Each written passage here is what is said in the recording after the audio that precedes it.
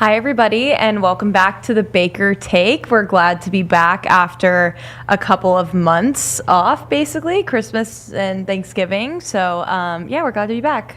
Hi, Mom.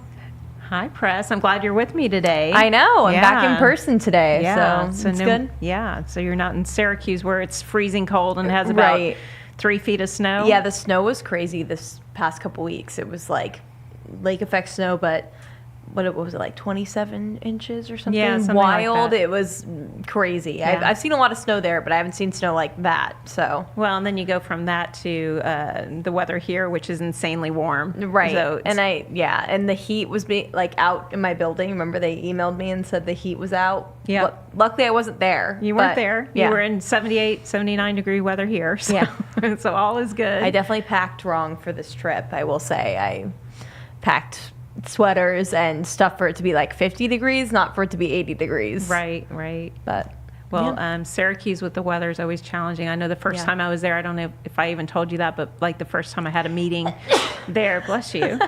Sorry, I've been sneezing since my nose surgery. You've been sneezing. She had sinus surgery, so she's been sneezing. But so I went in, bless you, for a meeting, and there was no snow on the ground, and then I had this little tiny rent-a-car because it's all they had at the time, and so I was like, yeah, fine, I'll take it.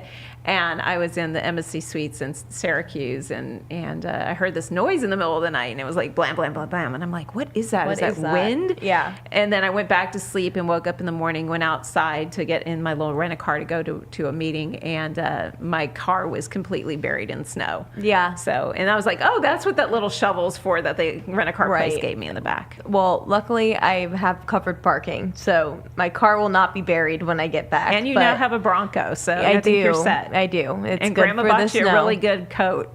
Yeah. Grandma's bought me a couple really good coats. I have some great coats, but the Canada Goose one, the Canadians, if there's one thing Canada can do well, it's coats. That is true. I have a couple Canadian coats. I have a Gorski coat, which Grandma also bought me. Yes. But I have a Canada Goose one, which is great. And the other one I have is a British coat.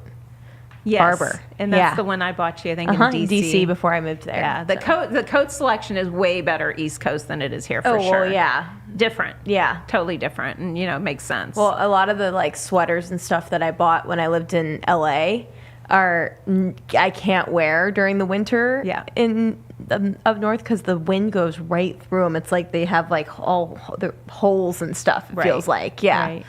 Yeah. Not Do you built for the remember, cold. of course you remember this, but wearing the grandma's fur coats that she gave us one time, she gave us all these fur coats. And I'm like, what am I going to do with all these fur coats in Dallas? And then we had what they call the snowvid, which was 2021, and we had a terrible storm. Yeah, because I was home from college because USC was all shut down still. And our electricity was out for 3 days? They said it was rolling, but it was not rolling. No, not in our neighborhood. It was like our neighborhood was you out. would get 30 minutes of electricity every 4 hours, which 5 hours maybe, but it wasn't reliable. It wasn't on a schedule. I actually think it was down to in the 30s in our house at night. It was. I put a fur coat over Lacey, our big dog, and all of us slept with furs on that night. So that was kind of we all had to sleep by the fire, and we had just gotten rid of our big sofa, and we got a smaller sofa, and then all three of us were trying to sleep on it. It was challenging. It's not easy. No. But anyway, New Year's, it's 2026, which is crazy. Yeah. But, New Year's resolutions always, come about right now. And did you make any this year? Nah, not really. No. I'm good. Yeah. Okay. I'm good. I don't know. I don't know what to improve on this year. I always get a kick out of it because it's like the same resolutions get just regurgitated over and over and over again. It's like, I'm going to lose weight. I'm going to work out more. I'm going to eat healthier. And I'm going to read books this year. It's always that kind of stuff. Mine last year was really good, though. I liked mine last year. I said, okay, I'm going to, people give me stuff all the time. And I said, when someone gives me a gift, I'm going to open it, the packaging up right away and use it, whatever it is, and not let it sit in my cabinet or on the counter or try to regift it or whatever. I'm just going to use it and enjoy it and I did really well at that this last year. So. Yeah, that's good. I remember one year one of mine was to be more selfish because I feel like I give a lot.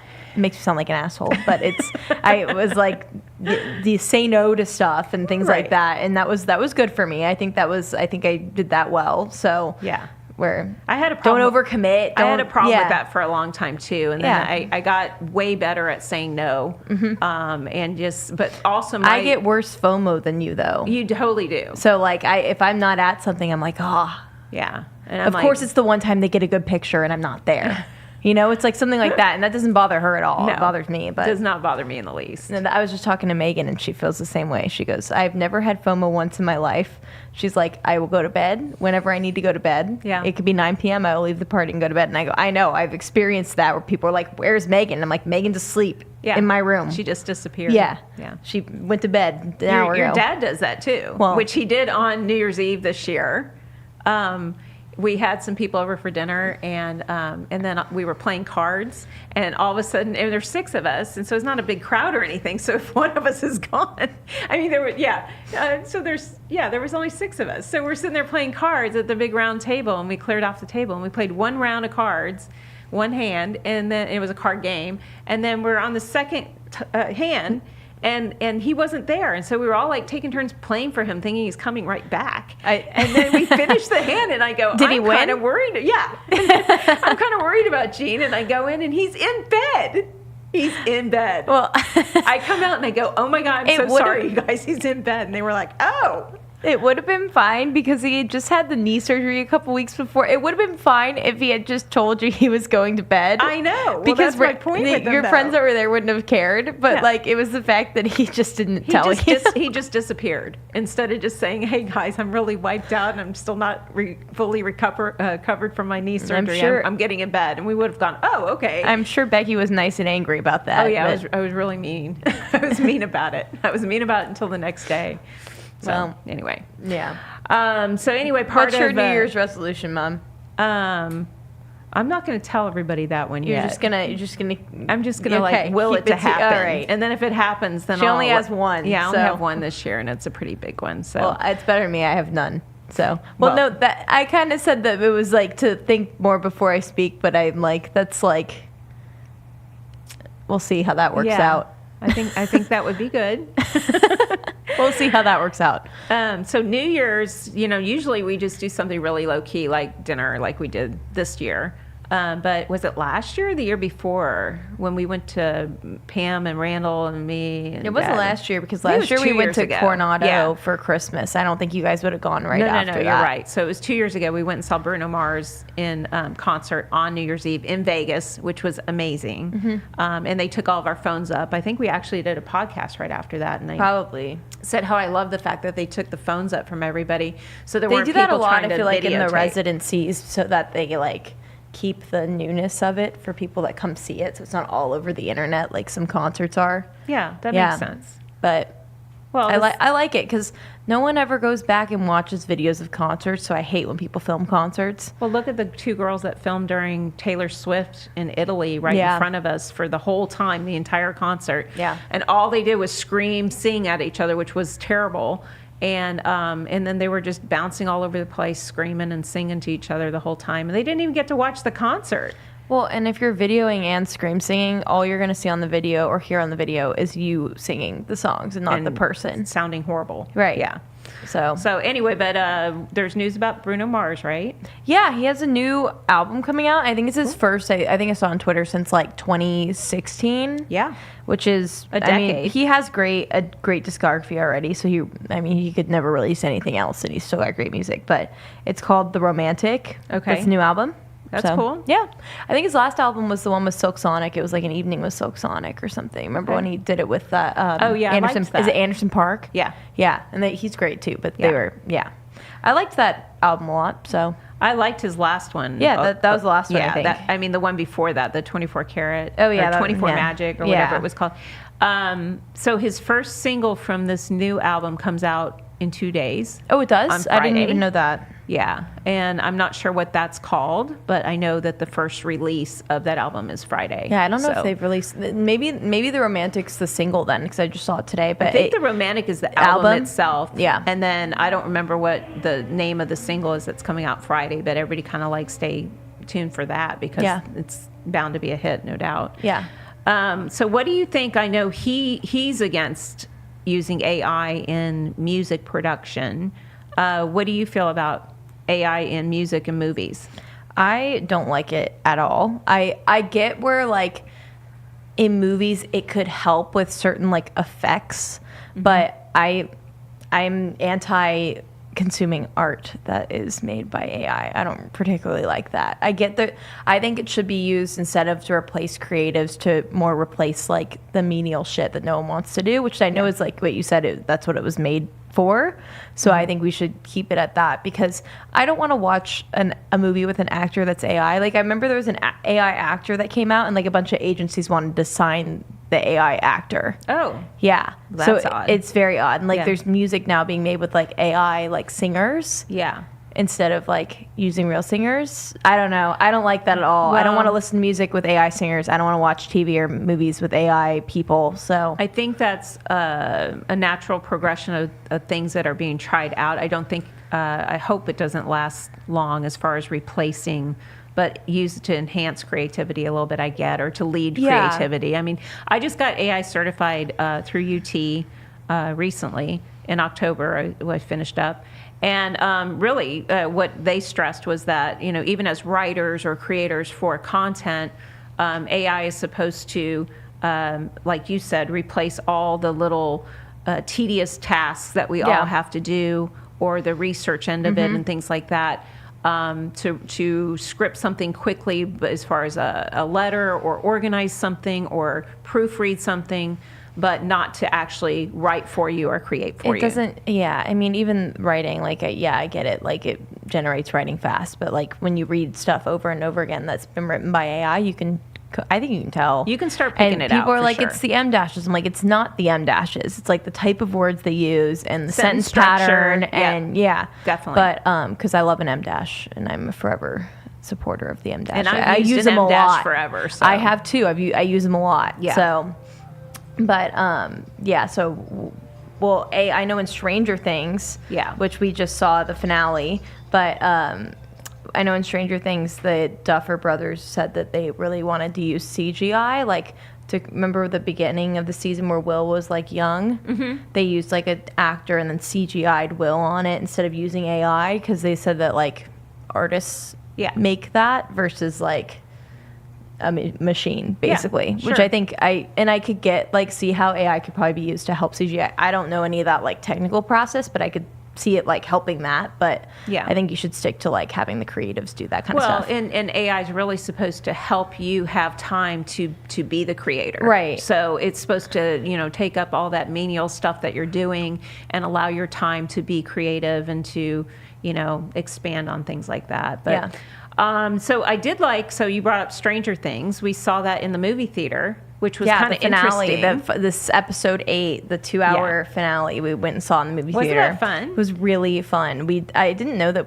I mean, we didn't know till we got there that they were even playing on in the movie theater. Yeah, because we went and saw Marty Supreme with Gene, which was also great. But loved that movie. Yeah, it was great. But. Yeah, and then we got there and we were looking at, like, movie times and we're like, Stranger Things. There's a lot of people in Stranger Things stuff here. And then we're like, oh, they're playing the finale. It was New Year's Day. So New Year's Day, and they had it, like, in the evening, but they had it, like, every hour on the hour. And I love the fact that Netflix gave us each a $20 coupon or card, Cinemark. Cinemark concession snack coupon or whatever it was, but allowed everybody to have their snacks, and I thought that was really generous. But it was, and it was great. I really liked it. We were laughing because we're not criers, and a lot of people in the movie theater were sobbing. I'm not going to spoil the ending in case somebody hasn't watched it, but so when one of the characters dies, there was tons of people sobbing. There were grown adults sobbing, and I was worried people were going to think we were crying because we were laughing about everybody else crying.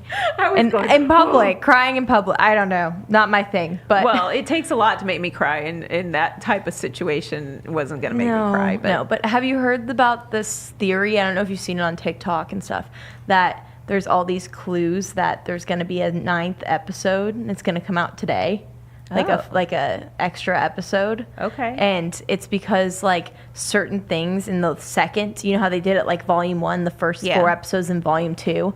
There's like certain things in volume 2 that are off from volume 1, and they're thinking that it's like Vecna like changing things. Remember how they were like, oh, that's fake, like 'cause that's gray, that should be yellow.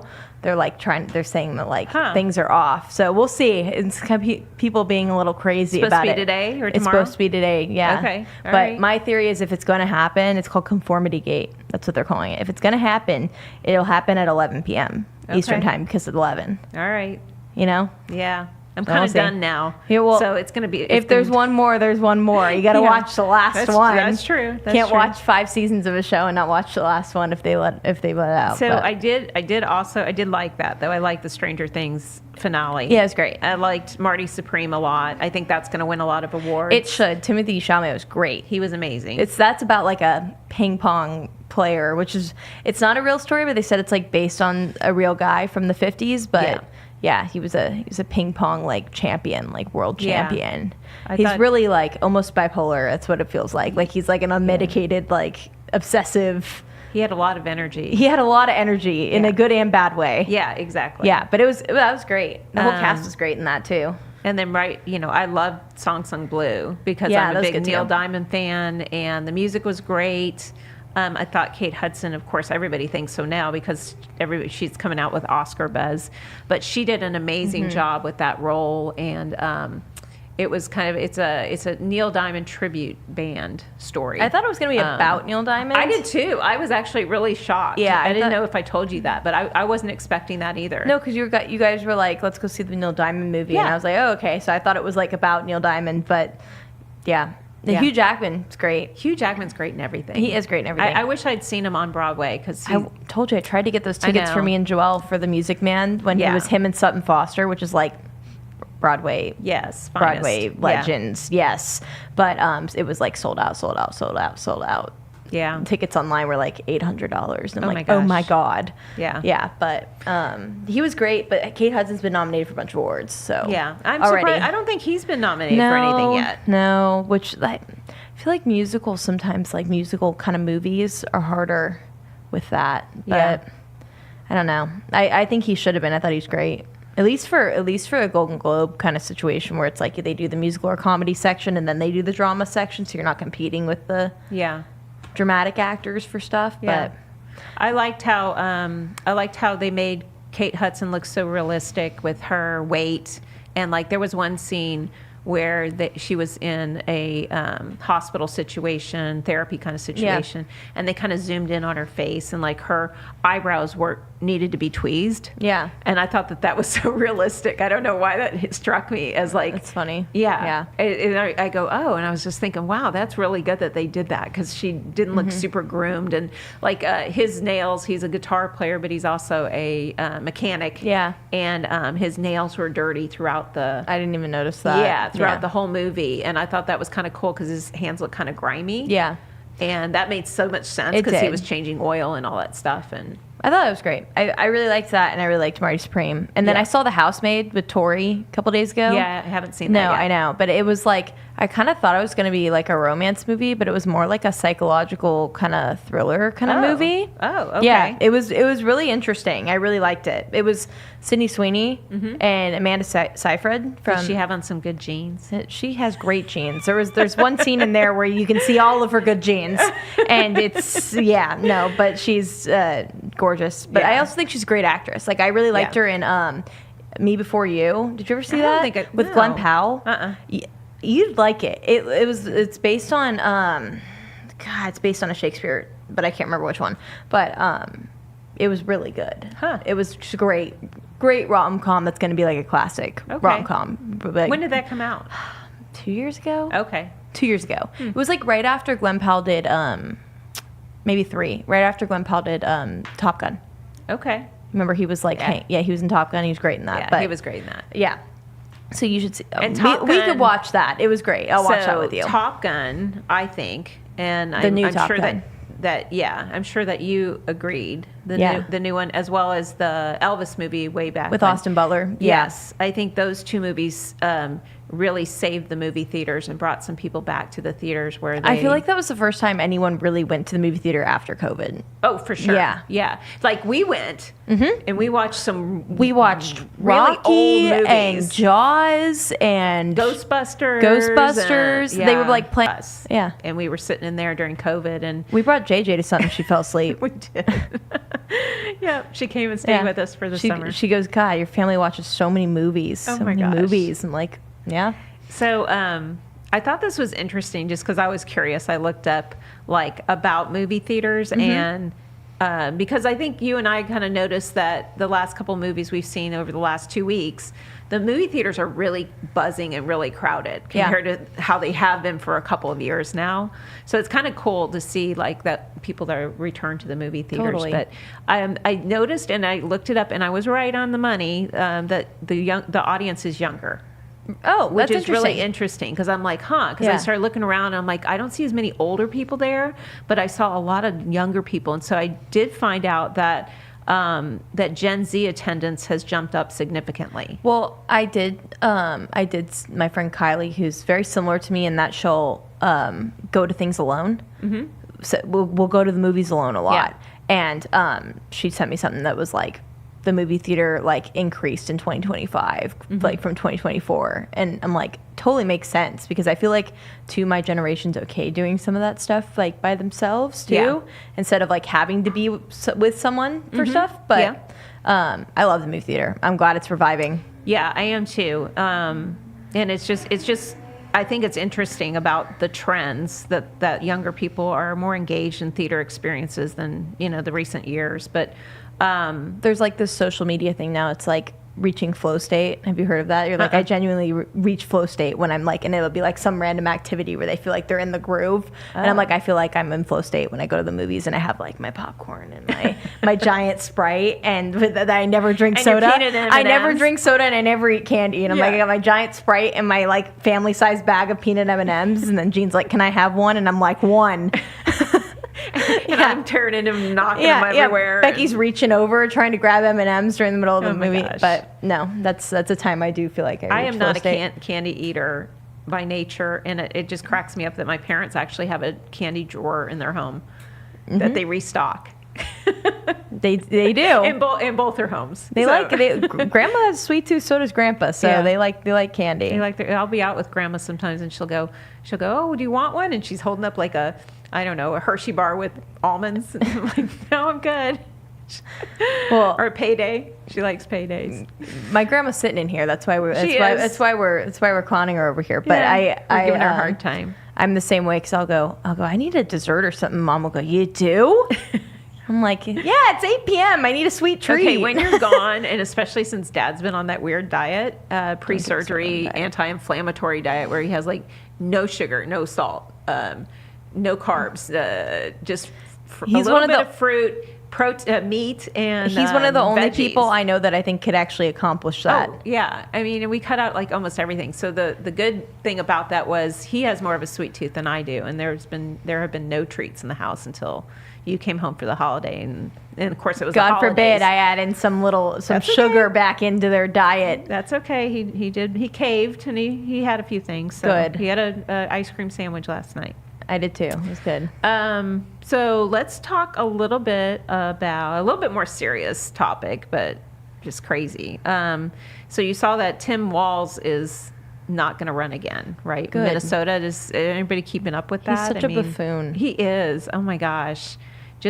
She couldn't have picked a better candidate that made her look smarter than she is. Well, that's why she picked him, because she could have picked the guy from Pennsylvania. What's his name? Shapiro. Oh yeah, he was smart, and so were a couple of her other options. And Shapiro should have even been one. Pritzker would have been better than Waltz. And I'm not a Pritzker fan. I know, but he's smarter than Waltz. Oh for sure. But The only nice thing I have to say about Tim Walz is I thought that his debate with J.D. Vance, it was a very good display of civil discourse. No, for sure. Very good example of being civil to your opponent and disagreeing. They both did a were good very job with professional, that. civil. Yeah. However, J.D. Vance did wipe the floor with him. Oh, it was for sure. like he held back a little bit. He held back a lot. He could have really he's a brilliant decimated guy, and him. he's also a master debater. So yeah. Yeah. But anyway, the one of the reasons, or the main reason, that Tim Walz is not running again is this Somalian daycare fraud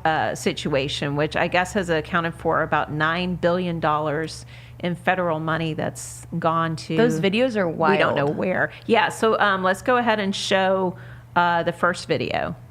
I think we only have one video. Yeah, you work all fucking day. You don't got shit. Thank you for working so hard so I can be home all day. Free. I can use my EBT. Go to work for me, white boy. White girl. Yeah. Go to work for me, you fucking white animals. Fucking work for me. Yeah, you fucking work for me. And the U.S. government they work for me. All of you work for me. Now go to work. Pay them taxes. They should Take care cut of every me program from this and person. my people. Any Right? welfare This program. is my land. I control this place. This is my reality. You all gonna be enchained. I'm gonna lock all you guys up if you don't pay your taxes. You better fucking pay your taxes. Yeah, Isn't that a nice video? They should cut every welfare program from this person. Oh my Any gosh. government benefit that they get should be cut. And that's anybody that says anything like that. Like, Yes. basically the government's my bitch.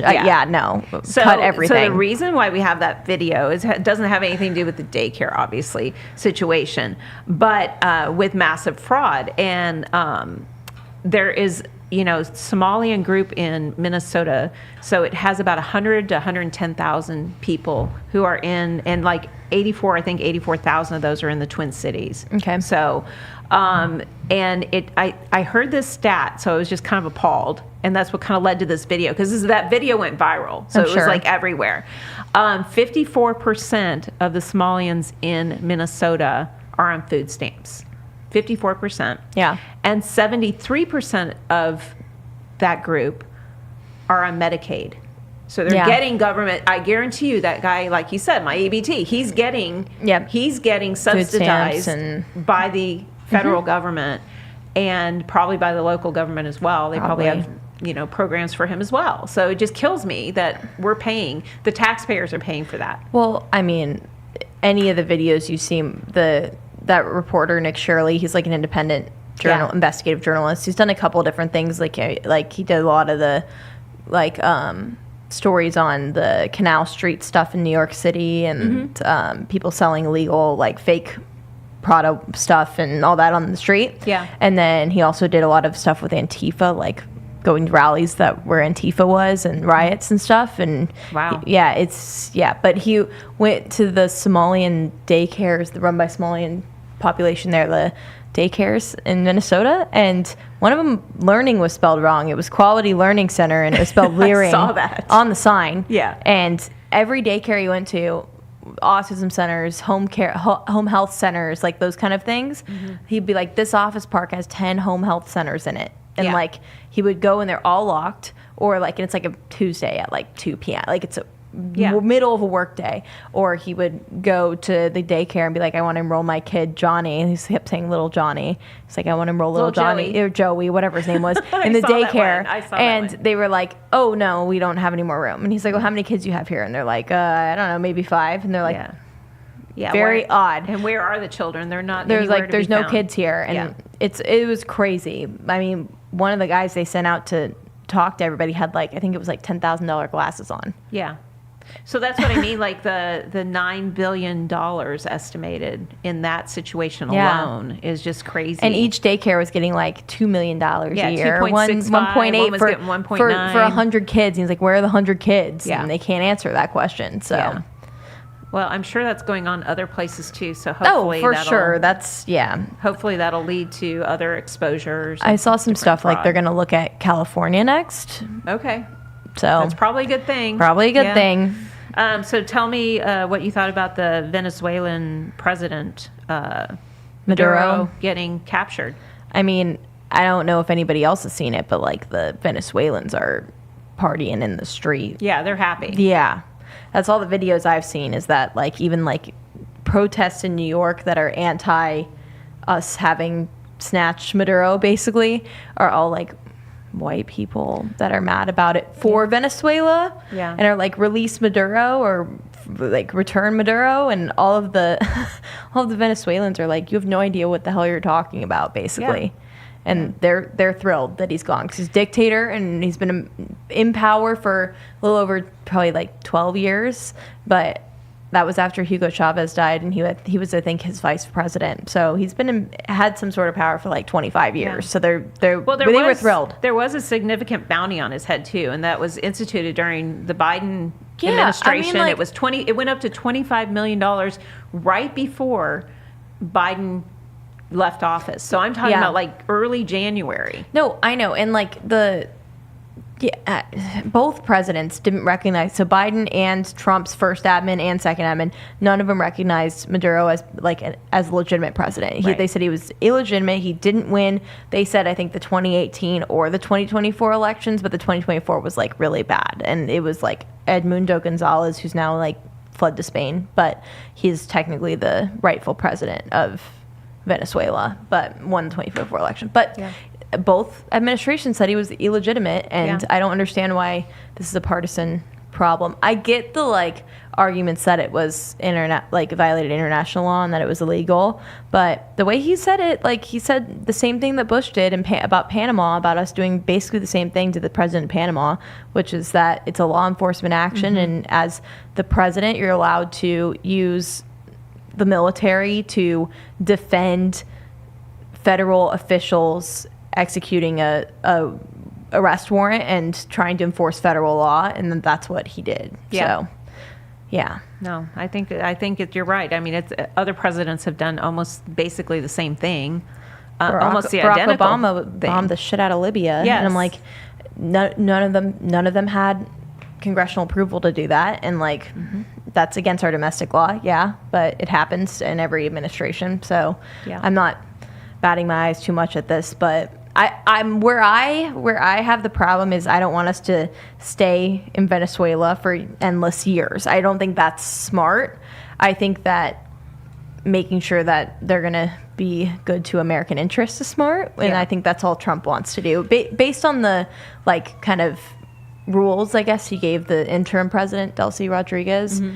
It was basically like you can stay but these are the conditions kind of thing. So he wants Iranian and Cuban operatives out. Yeah, and I don't think that's a bad thing. So no, I think that's fair. I also just kind of found it humorous that Maduro taunted Trump to come get him, and Trump did. So, I mean, you don't play chicken with Trump. Well, I'm sorry. He's also said, "Come and get me, you coward." Basically, I'll wait here for you. Yeah, and Trump he did. Trump probably said, "Fuck it, go get him. Go get him. Bring him here." I love that. Bring him to New York. That's what he said. Bring him to New York. Yeah, but I'm with you. Now that Zoran's my friend, bring him to New York. Right. Oh my gosh, I am good with I'm with you on not staying in there long term. Because I agree with Washington when he said I don't like foreign entanglements. Yeah.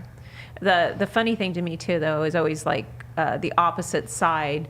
You know, Chuck Schumer was basically saying, "Well, Trump hasn't done anything about Maduro," and then he did. Now Chuck Schumer they're like, "Well, saying, not that." Well, yeah, he shouldn't have done that to Maduro. And well, I'm like, "Oh that. my gosh, what do you want?" You know. Well, I know he's going to argue that he's a head of state and that he has immunity, and that's going to get shot down in federal court because the president, as of 2015 Supreme Court decision called Zivotofsky, has the recognition power, and that's part of his Article 2 powers is basically what the Supreme Court said. So the president doesn't recognize you as legitimate. You're not a head of state. And you're not entitled to immunity. Nope. Yep. Don't have the same rules. Yeah, so we'll see. It's only been 4 days. Yeah. Everyone's like, are we going to install a new president? I was like, it's been 72 hours. Wow. That's like they told Trump, they said to Trump, you haven't lowered the price of eggs. He goes, I've been in office a day. Yeah. give me a second. It's been 4 weeks. Yeah. Oh my gosh. So moving on. So I know that, we planned some things for January, and we always plan your birthday, of course, and you and Grandma share a birthday, so I'm always challenged with trying to make it special for both of you. But I was trying to work out the Groundhog Day extravaganza. We really wanted to go to Groundhog Day. It's on my bucket list. Okay, I don't know why, in but it Punxsutawney, is. Pennsylvania. Yeah. I think that's how you say it. Yeah, so I wanted to go to Groundhog Day. I tried to work it out. I don't know if you knew, but I went ahead and canceled. I do. Okay, because I was telling you I was probably going to cancel, Well, and it just ran into so many weird. It's a weird dynamic there. Very odd. For one thing, I started the process way early, so I started like in summer trying to book like almost a year a before. hotel. Yeah, a year before, and then during the summer even I looked back in Airbnbs and hotels, and I was like trying to secure something, and they all said it's too early, check back in November. And so on November 1, I was checking back, and they were already booked, some of them. I'm like, what do you mean you're booked? You told me to check back in November. It's November 1st. Like hotels. We can get a hotel room, and then we had to get one in like a neighboring town. Yeah. And it was, So we've got, it's just a strange thing. It's like I didn't realize what a kind of a cult it is. It is. I'm now convinced it's a cult where they worship the groundhog. Yeah. So let's play a couple of the groundhog videos. This one's just from TikTok, but people are really into the groundhog.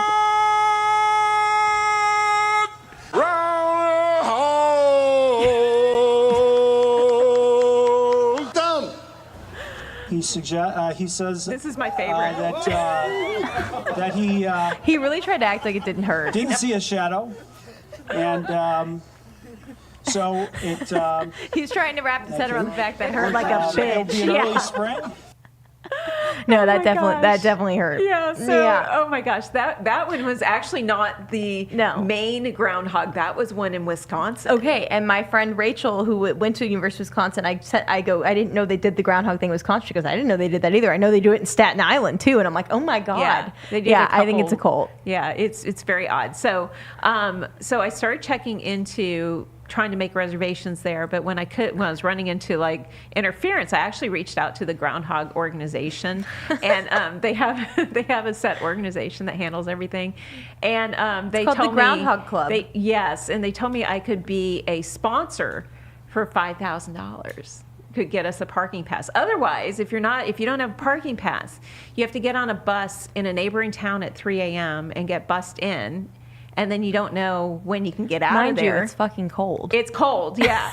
It's the middle of January Yeah, in Pennsylvania, in a small rural town. Pennsylvania. Yeah. So I thought this was funny, too. They have an inner circle, so show the picture of the inner circle of the guys. Do you have that picture? Yeah. So this is called their inner circle. So weird. And they have like these people that take care of the groundhog, and they all have responsibilities.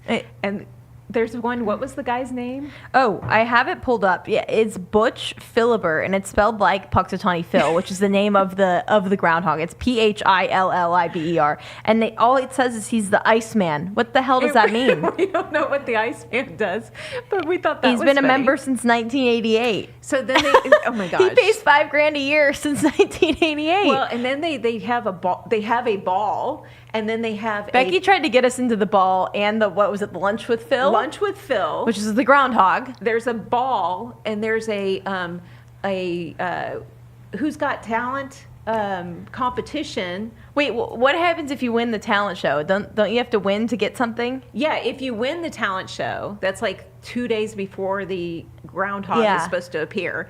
Then you get a parking pass, a free parking pass. Instead of the $5,000 for the parking pass. Yeah, so that's your prize. You have to perform a 2-minute talent. Yeah, so Presley and I are trying to decide next year if we're going to perform in this talent or if we're going to try to get media passes. I think we should try and get media report passes. on it and write a story on it or something just to get there, because it's crazy that there's so many roadblocks. Well, everybody that Becky reached out to for the hotel, for like the Lunch with Phil, for the ball or whatever, were like, and you want to come here? And she's like, yeah, I want to attend the ball. And they're like, well, you can't attend the ball. And I'm like, why not? Can I pay to it? Like, there's not a lot in life, I feel like, that you can't pay to get into. Like, you can't buy your way into it. Yeah. We couldn't buy our way into this. No, except for the $5,000 Yeah, but even fee. then, we couldn't get into the ball. No. Or the lunch with Phil. Yeah, they said because it was late. And I'm like, well, everybody said November. And she's like, oh, no, these things book up a year or two in advance. Did she already pull up the picture of the crowd? Oh, no. Pull it. Yeah. Look at how many people are there in Pennsylvania. And they get there at 4 a.m. in the middle of the night. And they wait all day. I think last year they said they had 40,000 people there. Who are these people? How can they get in and we can't get in? I don't know. It's like it's breaking through the wall. I don't know how to do it yet. They're in the cult. You got to worship the groundhog. Okay, show the next picture too. This is at the banquet. Oh my God. Like, how freaking weird is that? Also, look at the background. What kind of banquet is this? I don't know. I don't know. It reminds me, the people that attend this, it reminds me of the people that like go to Times Square for New Year's Eve, because who are these people? I don't know any of these people. Yeah. They're not real people to me. That's like NPCs. Well, you have to also wear adult diapers to Times Square for New Year's Eve, because they don't have porta potties and they have no bathrooms available. So you literally think about all those people wearing adult diapers. They're there for like 24 hours. Yeah. Because they get there like the day before, the night I'm before. sure that's what's happening in Pennsylvania. You couldn't pay me enough money to be in the Times Square situation. Oh, no. Nope. No. I would be claustrophobic anyway. So no. Absolutely. And you got to wear the Giant Planet Fitness hat, of course. Yeah. No, that was unattractive this year too. I didn't like that at all. Okay, so let's wrap up with our love and hate picks. Okay. You want to go first? Episode? Sure. I'll go first. Okay, so I love cleaning up Christmas. After Christmas, really weird. One of my highlights is cleaning up afterwards and getting everything put away, because I'm just like, when it's over, it's over. I want the lights turned off. And Gene's real good about that. Once New Year's Eve hits and New Year's Day, he turns off the Christmas lights and we break everything down and put it away. And I'm just like so done with it by then. My hate is I hate when people spit. I think that is the most disgusting thing ever. You can ask any of my male friends, because if I see them spit, I'll go, that's disgusting. Don't do that. And they're like, what? Everybody spits. I go, no, not everybody does. Nope. And I go, women hate that. Yep. And I'm like, I'll say that in front of anyone too. I'll find myself actually on the street if someone like is walking past me and a guy will like spit. Just like, I always go, oh, that's nice. Yeah. Thank you. Thank you. Nice. Lovely. Beautiful. Yeah. And I have one of my guy friends who tell me, it's like, oh, it's a baseball thing. I go, well, it's trashy as hell. Stop it is trashy. And then I remember Whoopi Goldberg, Mom and I were talking about this, where Whoopi Goldberg spit when she was talking about Trump. And she's on the air and she's like, spit on set? Man. On set of The View? Yes, on The View. How trashy is that? They're lucky people still go on The View. She's a beast anyway. There's somebody real conservative going on The View for like a week. Oh, it was Marjorie Taylor Greene. No, it wasn't her. Oh, she just went on. Well, I'm sure she did, because now she's anti-Trump. Oh my they're going to get all. gosh. I do not like that woman. I didn't like that woman from the beginning until now. No. But no, they're gonna. Who was it? I don't know. It's a blonde girl too. I can't remember which one, but it's gonna be on The View for like a full 2 weeks or something. Oh, really? Yeah, like taking a spot. I wish she's they'd really put me on The View. pro-Trump too. Who is it? I'm gonna remember it right after the podcast, and then I'll have to say it next time. That's okay. Next time. But okay, so what are your love and hate picks? My love is I love sitting at the bar at a restaurant. I like eating there. Like I like sitting at the bar at a restaurant. I like when places have a good like bar atmosphere that's like feels a little different than the sit down. And then that's a good one. Yeah. And then my hate is when I experienced this today when we were at Neiman's. My hate is when people leave the bathroom without washing their hands. Oh my gosh. But I just can't believe the audacity to do it when other people are standing right there and they fully see you walk from the stall and touch the door and leave. Oh my gosh. I literally go, oh my God. And she could hear me. The door's still open. I'm like, me and this other lady made eye contact. I go, oh my God, that's so gross. Yeah. That's so gross. So. Yeah, those are my love and hates. Yeah, people do that in the casinos and stuff too, and I'm just like, oh my gosh, then they're going out there and touching the machines. Ew. I just pretend for my sake. Yeah. Just run even if you're not gonna wash your hands, you're not gonna. I think there's a whole episode about Seinfeld about this. If you're not gonna soap up, then just put your hands under the water. Under the water. Act like you do it every time for my mental sake. Yeah. My God. But yeah, that's it. That's it. Yeah, those are good ones. Thank you. Okay. All right, everybody, thank you for joining us today, and we're glad to be back, and hopefully going forward, we're going to be broadcasting every week, and you can find our podcasts on Apple Podcasts, Spotify, and a number of other platforms for podcasts. So this has been the Baker Take. Thank you.